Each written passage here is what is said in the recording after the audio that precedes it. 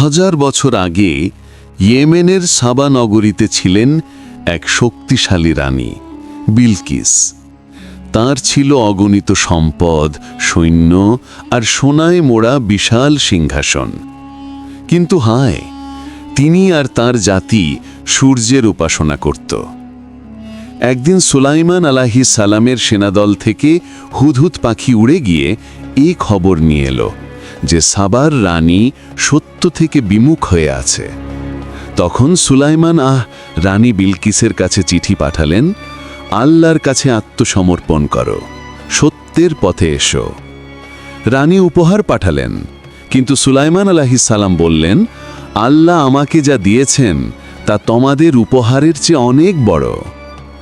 এরপর ঘটল বিস্ময়কর ঘটনা। চোখের পলকে এনে দেওয়া হলো রানীর সোনার সিংহাসন।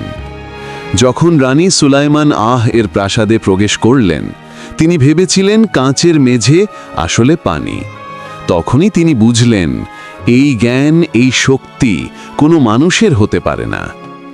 অবশেষে রানী বিলকিস ঘোষণা দিলেন, আমি সুলাইমানের সঙ্গে আল্লাহর কাছে আত্মসমর্পণ করছি। বন্ধুরা, ক্ষমতা আর সম্পদ কখনো সত্যের বিকল্প নয়। সত্যের সামনে শেষ পর্যন্ত সবাইকে নত হতেই হয়।